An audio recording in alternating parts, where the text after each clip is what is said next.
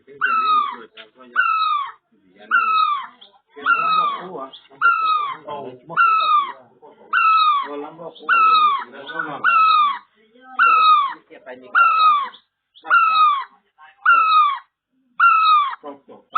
ขาไม่เยอะจริงของเขาอยากจะบอกลูกก็ได้เนาะปอกแค่นั้นเออ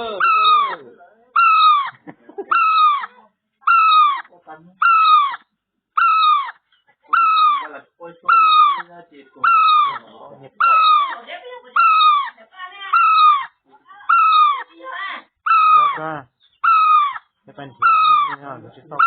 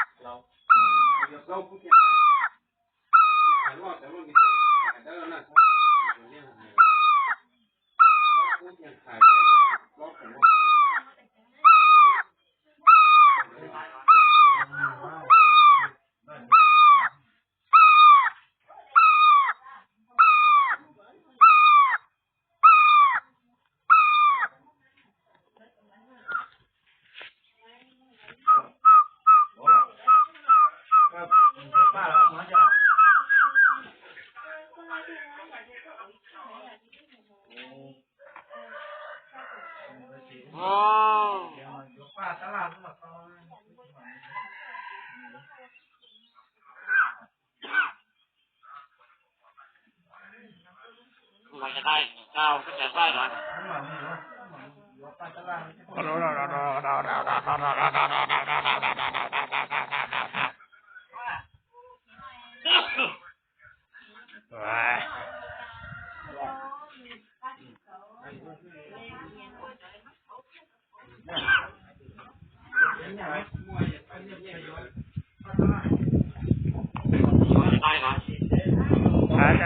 ใช่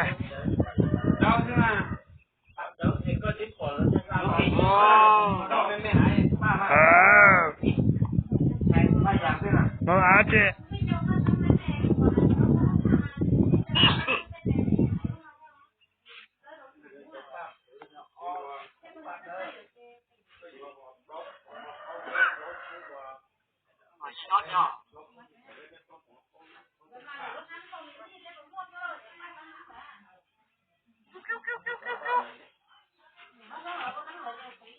ป้าทำไมจะจ่อ